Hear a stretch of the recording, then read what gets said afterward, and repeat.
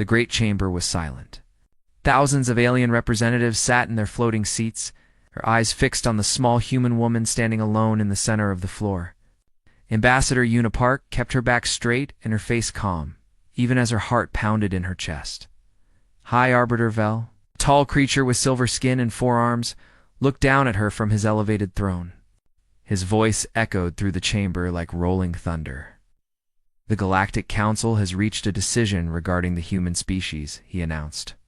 "After careful consideration of your rapid advancement and military expansion, we have drafted the Sovereignty Limitation Act." Una felt a chill run down her spine. She had heard rumors about this for months, but she had hoped they were wrong. Vel continued reading from the glowing document before him. "Humanity will surrender 60% of all military vessels to the Council for decommission. All scientific research must be submitted to the Council for review and approval before implementation. Council observers will be stationed permanently on Earth and all human colonies to ensure compliance." Whispers spread through the chamber. Some aliens nodded in approval. Others looked uncomfortable. Una noticed Counselor Thorm, a massive creature covered in thick scales, watching her with obvious satisfaction. He had always hated humans. Now he was getting what he wanted. "May I speak?" Una asked, her voice steady, despite the anger building inside her.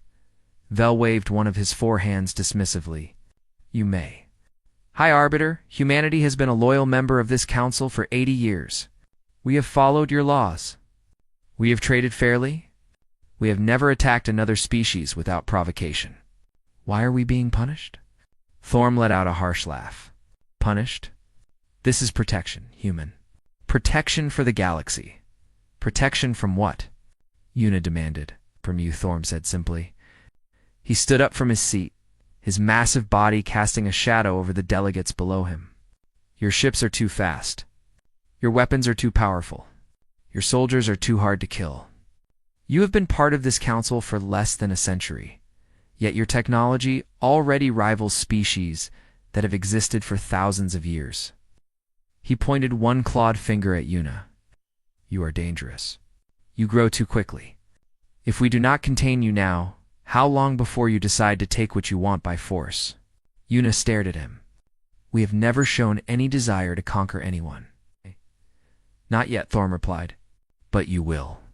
It is in your nature. We have studied your history. Your kind has spent most of its existence killing each other. Now you have reached the stars, and we are supposed to believe you have changed." The chamber erupted in murmurs. Una looked around and saw fear in many alien eyes.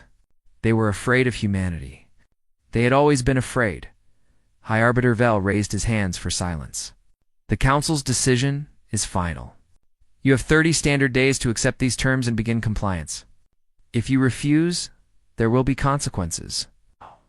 "What kind of consequences?" Una asked quietly. Vel's silver eyes met hers. "The kind that no species has ever survived." Una said nothing. She simply nodded once, turned around, and walked out of the chamber. She could feel thousands of eyes on her back, but she did not look behind her. She kept walking until she reached her private quarters on the station. Only then did she allow herself to breathe. She sat down at her desk and activated the secure communication channel. It took only moments for the face of Admiral Tehun to appear on the screen. He was a man in his 60s, with gray hair and sharp eyes that had seen too many battles. "I watched the broadcast," he said before she could speak. "The whole fleet watched it." "Then you know what they want?" Una replied. "They want our teeth pulled," Tehun said grimly. "They want us weak and helpless. If we agree to this, any species with a grudge could attack us, and we would have no way to fight back." "Thorm would love that," Una muttered. "But he is not wrong about one thing." The Admiral leaned forward. "We are dangerous. Not because we want to hurt anyone, but because we refuse to be victims." "That scares them." Una rubbed her temples. "What do we do?" "If we refuse, they will send their enforcement fleet. We cannot fight the entire galaxy." "I see." "No," Tehun agreed. "We cannot, but we do not have to." "What do you mean?" The Admiral was quiet for a moment. When he spoke again, his voice was heavy with something that sounded almost like sadness. Tell them we need time to consider their demands. Be polite. Be diplomatic. Buy us 30 days. And then what? And then we leave. And Hyan's eyes hardened. We pull every human out of council space. We close our borders. We go home and we make it very clear that anyone who follows us will regret it. Yuna stared at him. You want us to withdraw from the council? Completely? I want us to survive, the Admiral replied. We joined this council because we hope to find friends among the stars. Instead, we found politicians who see us as a threat to be controlled. I will not let them put chains on humanity, Yuna. Not while I breathe. The weight of his words settled over her like a heavy blanket. She thought about Earth, about the colonies, about the billions of humans who had no idea what was being decided in this cold chamber among the stars. They will not let us go peacefully, she said. No, Tae-hoon agreed. They will not. But that will be their choice, not ours. He paused. Start packing your things, Yuna, and tell your staff to do the same. When those 30 days are up, I want every human ready to come home. The screen went dark. Yuna sat alone in the silence, staring at the stars outside her window. For 80 years, humanity had tried to be part of something greater. They had followed the rules. They had played the game. And now the game was over. She stood up, straightened her uniform, and began to pack. The war room beneath Seoul was filled with the most powerful people on Earth. Presidents, generals, scientists, and admirals sat around a massive table, their faces lit by holographic displays showing star maps and fleet positions. The air was thick with tension.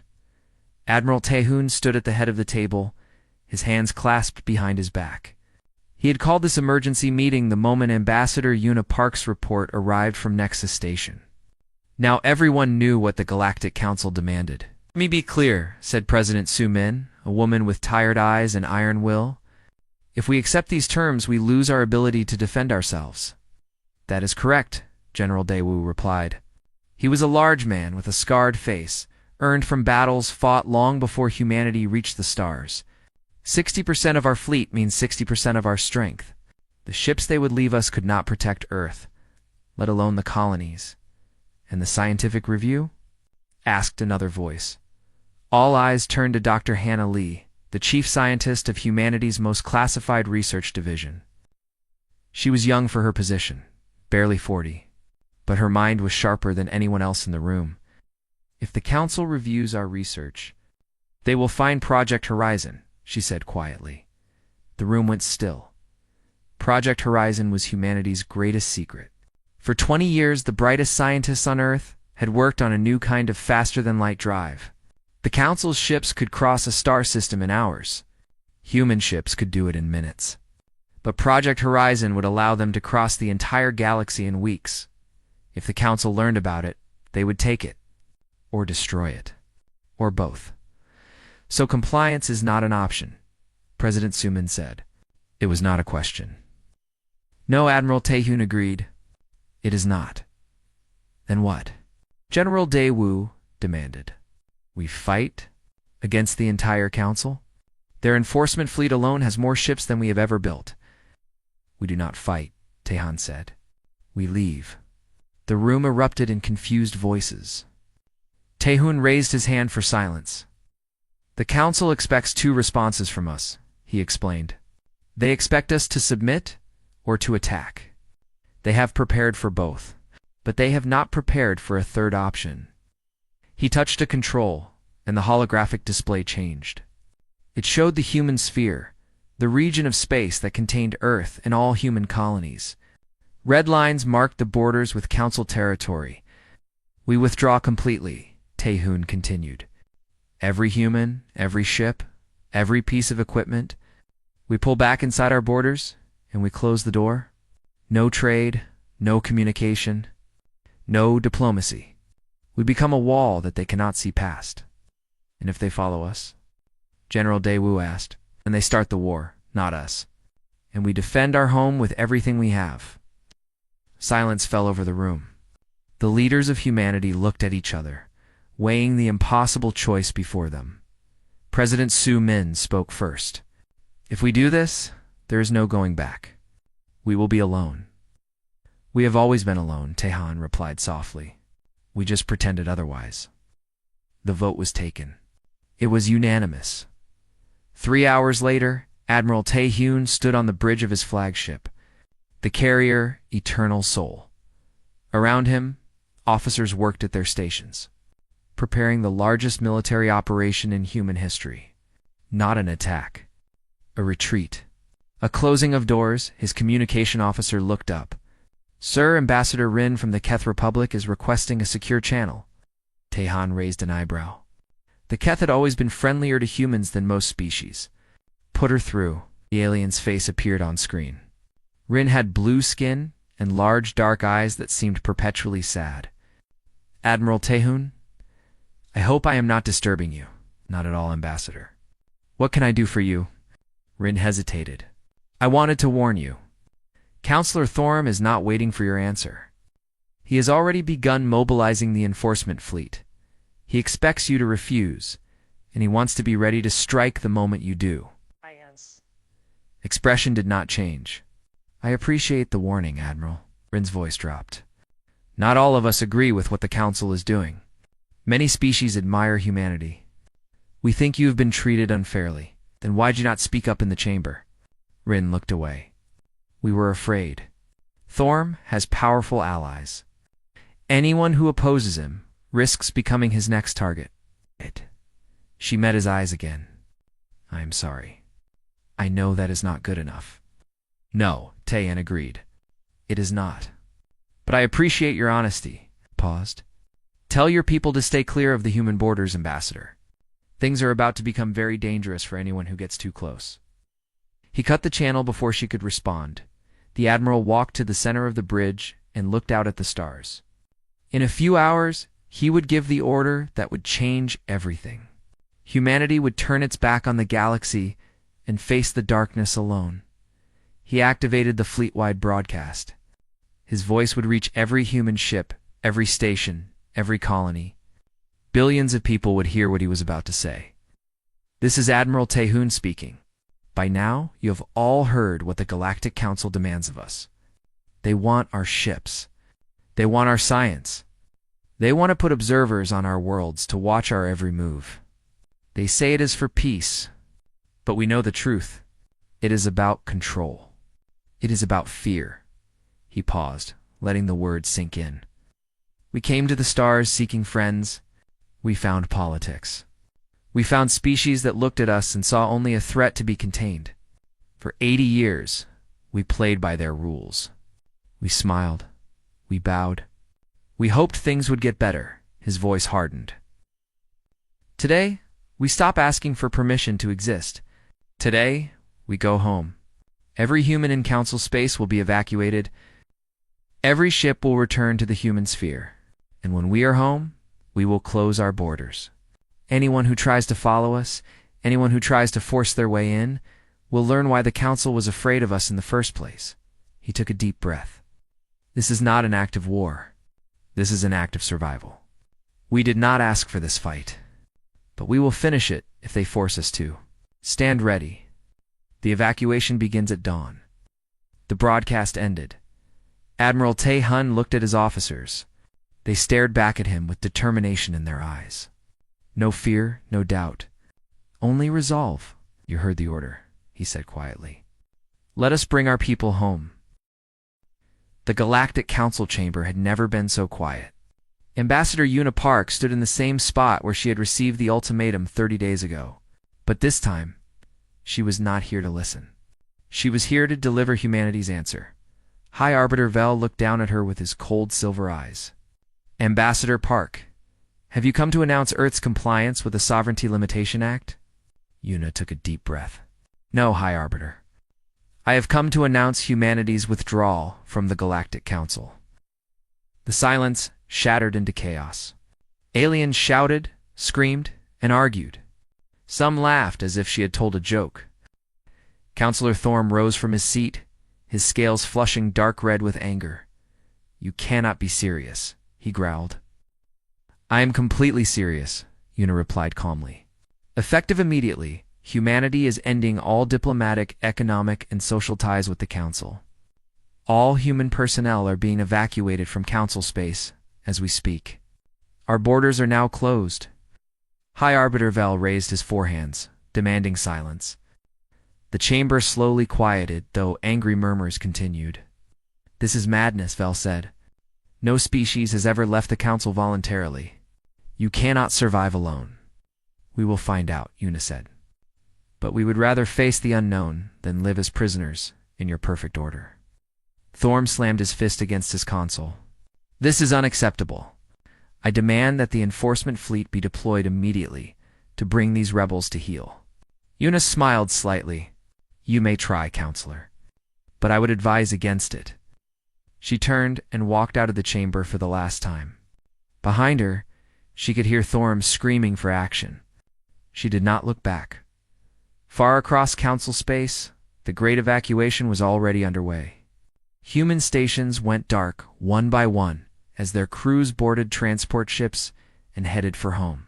Embassies were emptied. Trade vessels turned around mid-journey. Factories shut down. In a matter of days, every trace of human presence in Council territory began to disappear. It was the largest coordinated movement of people in galactic history, and it was executed with perfect precision. Captain Seok Jin stood on the bridge of the battleship Defiance. Watching the final convoy of civilian transports approach the border, his ship was part of a small escort wing, only 12 vessels in total. Their job was simple: protect the civilians, get them home safely. "Sir," his sensor officer reported, "I am detecting multiple contacts approaching from Council space. Configuration matches the enforcement fleet." Seok Jin nodded slowly. "How many?" 60 ships, sir. Commander Doc's flagship is leading them." 12 against 60. The odds were not good. But Seok Jin had faced worse. "Signal the convoy to increase speed," he ordered. "Get them across the border. We will handle our guests." The Defiance and its escorts moved to intercept the approaching fleet. The civilian transports behind them pushed their engines to maximum, racing for the safety of human space. Commander Doc's face appeared on the communication screen. He was an ugly creature with a face full of scars and eyes that held no mercy. He had spent his entire career crushing rebellions and punishing species that defied the Council. He had never lost. "Human vessel," Doc said with a sneer. "You are ordered to stand down and surrender. Your evacuation is illegal. Your ships and personnel will be taken into custody." Seok Jin leaned back in his chair. "Commander Doc, you are approaching sovereign human space. I am ordering you to turn back." Doc laughed. "Sovereign? You are nothing. You are a young species that has forgotten its place. Stand down now, or I will destroy you." "I will not ask again," Seok Jin said quietly. "Turn back, or we will interpret your advance as an act of war." Doc's smile faded. "You have 12 ships. I have 60. Do you really think you can stop me?" Seok Jin did not answer. He simply cut the communication channel and turned to his crew. Battle stations. The enforcement fleet continued forward. They did not slow down. Commander Doc was confident. His ships were larger, more numerous, and more heavily armed. He had crushed 100 enemies with fewer advantages. He did not understand what he was facing. The Battle of the Veil lasted 11 minutes. It began when the Defiance fired the first shot, a new type of weapon that the Council had never seen. The beam cut through Doc's lead ship like a knife through paper, splitting it in half. Before the debris had even begun to scatter, the other human ships opened fire. They moved like ghosts, faster than anything Doc had ever fought. His targeting systems could not lock onto them. His weapons fired into empty space where human ships had been a moment before. Meanwhile, human weapons tore his fleet apart. Seok Jin commanded his small force with cold precision. He had studied Council tactics for years. He knew their weaknesses, their blind spots, their arrogance. He exploited every single one. Within 5 minutes, half of Doc's fleet was destroyed or disabled. The commander screamed orders, but his crews were in panic. They had never faced an enemy like this. They had never imagined losing to such a small force. At the 8-minute mark, Doc ordered a retreat. His remaining ships turned and fled, leaving their burning comrades behind. The human vessels did not pursue. They simply watched as the enforcement fleet ran away. The civilian convoy crossed into human space safely. Not a single transport was harmed. Seguin allowed himself a small smile as he watched the council ships disappear. His communication officer looked up at him. "Sir, the Admiral is requesting a report." "Tell him the border is secure," Seokajin replied. "Tell him we are coming home." Across the galaxy, news of the battle spread like wildfire. The enforcement fleet, the feared hammer of the Galactic Council, had been broken by a handful of human ships. Commander Doc had limped back to Council space in disgrace. The species that had mocked humanity, that had demanded their surrender, fell silent. For the first time, they truly understood what they were dealing with, in her quarters on the last transport leaving Council space. Ambassador Una Park watched the stars slip past her window. Behind her, the galaxy she had known for most of her life grew smaller and smaller. Ahead of her was home, and beyond that, only uncertainty. She thought about the Council, about the fear in their eyes, about the war that might still come. She thought about all the hopes she had carried for 80 years, hopes for friendship and cooperation among the stars. Those hopes were dead now. All that remained was survival. Her communicator beeped. Admiral Taehyun's voice came through. "Ambassador." "Welcome home," Una smiled sadly. "Thank you, Admiral. What happens now?" "Now," Taehyun paused. "Now we wait, and we prepare. The Council will not forget what happened today. They will come for us eventually. And when they do, we will be ready." The transport crossed the border, and the great doors of human space closed behind it. The humans' fear fell silent, and the galaxy held its breath. 6 months passed. The humans' fear remained closed. No ships entered or left. No signals came out. No messages were answered. The region of space that contained Earth and all its colonies had become a black void on every star map. Present, but completely unreachable. The Galactic Council pretended that everything was fine. High Arbiter Vel gave speeches about stability and order. Counselor Thorm demanded military action every single day. But behind closed doors, panic was spreading no one had realized. How much the galaxy depended on humanity. Human medicine had cured diseases that alien science could not understand. Now those cures were gone. Human technology had made ships faster and factories more efficient. Now that technology was unavailable, human food, human music, human art, human entertainment, all of it had vanished overnight. Species that had traded with humans for decades found their economies collapsing. Worlds that had relied on human innovation stopped advancing. The great engine of galactic progress had lost one of its most important parts. Everyone could feel it. Ambassador Rin stood before the council, pleading for peace. "We must reach out to them," she argued. "We must apologize for the Sovereignty Limitation Act. We must find a way to bring them back." Counselor Thorm laughed at her. "Apologize? To those primitives? Never. They have insulted the Council. They have killed our soldiers. They must be punished." "Punished how?" Rin demanded. "You saw what happened at the Vale. A handful of their ships destroyed Commander Doc's entire vanguard. If we attack them in their own territory, what do you think will happen?" Thorm had no answer for that. The truth was simple. The Council was afraid. They had always been afraid of humanity, and now that fear had grown into something close to terror. Every species wondered the same thing. What were the humans doing behind those closed borders? What were they building? What were they planning? No one knew. And the not knowing was the worst part. Deep inside the human sphere, life continued. The cities grew.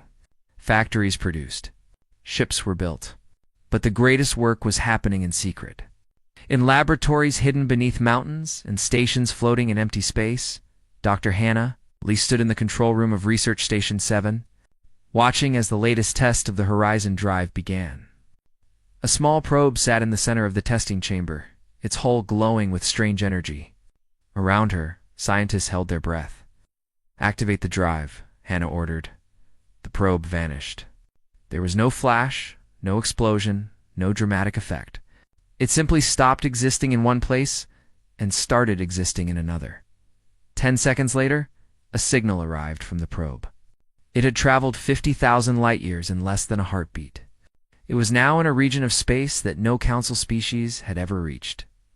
Surrounded by stars and planets that no one had ever seen, the scientists erupted in cheers. Hannah allowed herself a small smile. Project Horizon was complete.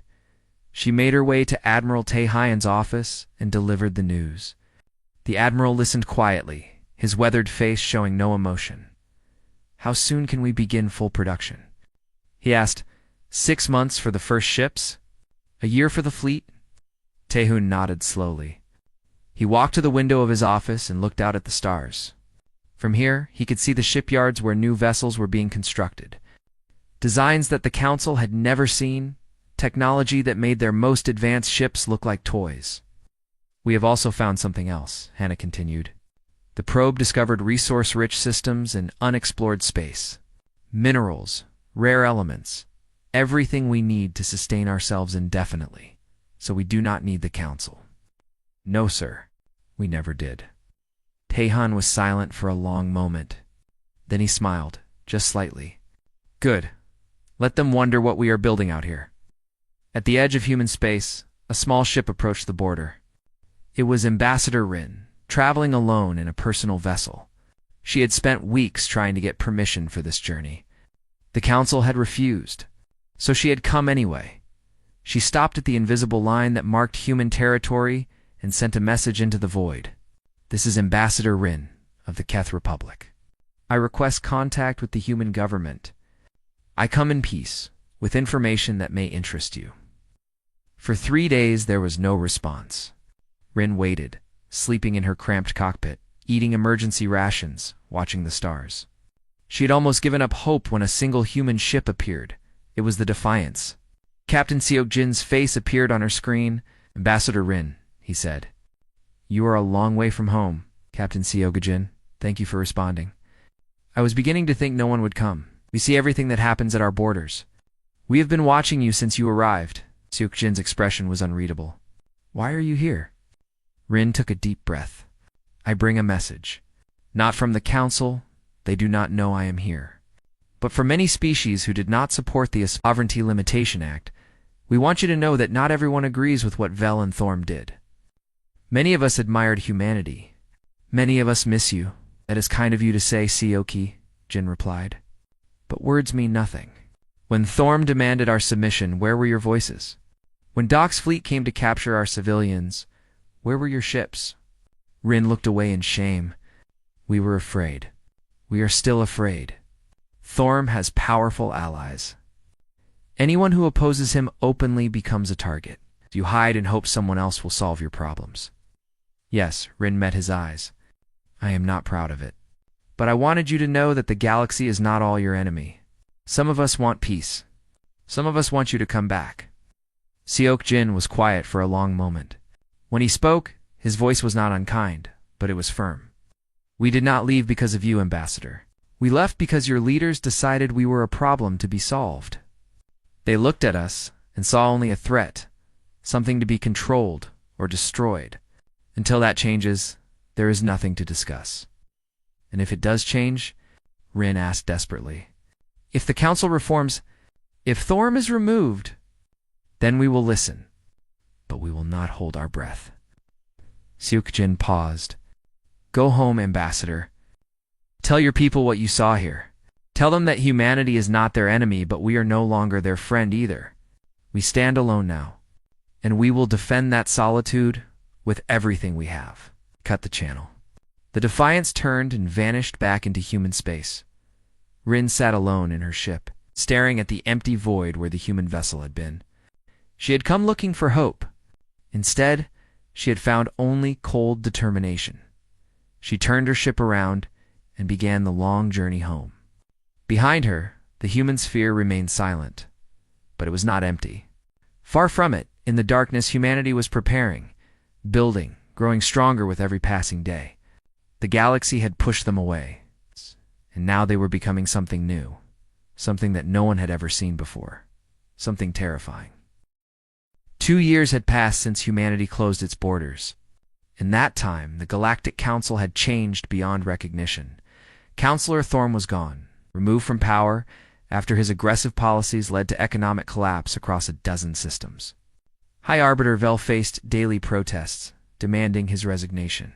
Species that had once feared to speak now openly criticized the Council's treatment of humanity. The great alliance that had ruled the galaxy for thousands of years was cracking at its foundations. The new leaders were desperate. They had tried everything to fix the damage. New trade agreements, new research programs, new alliances. Nothing worked. The hole that humanity had left was too large to fill. Finally, after months of debate, the Council voted to do something that had never been done before. They would send a formal delegation to the human sphere. Not with demands, not with threats, but with an apology. The delegation consisted of 5 ambassadors from the most powerful species in the Council. They traveled in the finest diplomatic vessel available, carrying gifts and documents promising full recognition of human sovereignty, compensation for the Battle of the Veil, and an offer that had never been made to any young species: a permanent seat on the High Council itself. They arrived at the human border and stopped. Then they sent their message into the void and waited. 1 day passed. Then 2. Then 3. On the 4th day, space itself seemed to tear open. Ships emerged from nowhere, appearing in flashes of light that left the aliens gasping. Not dozens of ships, hundreds. A fleet larger than anything the delegation had ever seen, moving in perfect formation. The vessels were unlike anything in the Council's records. Sleek, deadly, radiating power that made the diplomatic ship's sensors. Screamed with warnings at the head of the fleet was a ship so massive it blocked out the stars. The New Dawn, humanity's first Horizon-class dreadnought. It was beautiful and terrifying, a monument to what humanity had become in 2 years of solitude. The delegation leader, an elderly diplomat named Fen, transmitted a shaky greeting. "Human fleet, this is the Galactic Council delegation. We come in peace. We request permission to speak with your leadership." There was a long pause. Then a calm voice responded. "This is Admiral Taehoon of the United Earth Fleet. You may board the New Dawn. Come alone." "Ambassador Fen, your escorts will remain here." Fen's hands trembled as he boarded the small shuttle that would carry him to the human flagship. His colleagues had begged him not to go alone, but he knew he had no choice. After what the Council had done, he was in no position to make demands. The interior of the New Dawn was nothing like he expected. There were no threatening soldiers lining the corridors, no weapons pointed at him. Instead, human officers walked past him calmly, barely sparing him a glance. They did not seem hostile. They simply did not seem to care. Admiral Taehoon was waiting for him in a large observation room. The Admiral was older than Fen remembered from the broadcasts, his hair fully white now, but his eyes were just as sharp. Beside him stood Ambassador Una Park, her face calm and unreadable. "Ambassador Fen," Taehoon said, gesturing to a chair. "Please, sit. I understand you have something to say." Fen sat down heavily. His prepared speech suddenly felt foolish in his mouth, but he delivered it anyway. He spoke of the Council's regrets. He spoke of the suffering caused by humanity's absence. He spoke of the changes that had been made, the leaders that had been removed, the new era of cooperation that awaited if only humanity would return. Then he presented the offer. Full sovereignty recognition, reparations, a seat on the High Council. When he finished, he sat back and waited. His heart pounded in his chest. Admiral Taehoon looked at Una. Something passed between them. Some silent communication that Fen could not understand. Then the Admiral stood and walked to the window, looking out at the massive fleet that surrounded them. 2 years ago, Taehoon began, "You told us we were dangerous. You were right, but not in the way you thought." He turned to face Fen. "We are dangerous because we do not need you. We never did. We joined your council because we hoped for friendship, for shared dreams among the stars. We wanted to believe that the galaxy was a place of wonder and cooperation, where different species could work together for the good of all. His voice hardened slightly. You answered with chains. You looked at us and saw only a threat to be controlled. You demanded our surrender, and when we refused, you sent warships to take our people by force. Fen started to speak, but Tae-hun raised his hand. Let me finish. In the 2 years since we left, we have discovered things beyond your imagination. Our ships can cross the galaxy in weeks. We have found resources that will sustain us for millennia. We have built weapons that your scientists cannot even understand. He paused. We do not need your trade. We do not need your technology. We do not need your approval. The Admiral returned to his seat and looked at Fen with something that might have been pity. We will not rejoin your council, Ambassador. That door is closed. But we will not be your enemy, either, unless you make us one. Go home. Tell your people that humanity stands alone. We are not interested in revenge. We are not interested in conquest. We simply want to be left in peace. Fen's voice was barely a whisper. And if we accept that, if we leave you alone, then you have nothing to fear from us. We will watch. We will wait. If you ever truly change, truly become the alliance of equals you pretend to be, perhaps we will talk again. Tae-hun stood, signaling that the meeting was over, but I would not count on it. Fen rose on shaking legs. He had come with hope. He was leaving with nothing. As he walked back to his shuttle, he passed rows of human crew members. They were young, confident, completely unafraid. They looked at him not with hatred, but with something worse, indifference. He was irrelevant to them. His entire council was irrelevant. The shuttle carried him back to his ship. The delegation departed in silence. The human fleet watched them go, then turned and vanished back into the void as suddenly as they had appeared. On the observation deck of the New Dawn, Una Park stood beside Admiral Tae-hun, watching the council ships shrink into the distance. Do you think they will try again? She asked. Tae-yon considered the question. Eventually. Fear makes people do foolish things. They will look at us and see what they have lost, what they could never control. Some of them will accept it. Others will not. And when they come... The Admiral smiled just slightly. It was not a cruel smile, but it was not warm either. It was the smile of someone who had seen too much, who had hoped for too long, and who had finally accepted the truth. Then they will learn why they were afraid in the first place. He placed his hand on her shoulder gently. We wanted peace, Una. We always wanted peace, but not at the cost of who we are. Not at the cost of our freedom. Una nodded slowly. She thought about the young woman she had been 80 years ago, full of hope and dreams of cooperation among the stars. That woman seemed like a stranger now. What do we do now? She asked. Tae-hun looked out at the stars. Somewhere out there, beyond the borders of known space, new worlds were waiting. New frontiers. New possibilities. The galaxy had rejected humanity, but the universe was vast beyond imagination. Now we go forward, he said. We build. We explore. We become something greater than they ever imagined. And we never forget what they taught us. What did they teach us? The Admiral's eyes hardened. That we can only trust ourselves? The New Dawn turned toward the unknown, its engines humming with power that the Council could not comprehend. Behind it, the rest of the human fleet followed, vanishing into the darkness one by one. The Galactic Council would watch the empty border for years, waiting for humanity to return. They would send more delegations, more offers, more desperate pleas for reconciliation. None would be answered. Humanity had walked away from peace, and they had found something better. They had found themselves.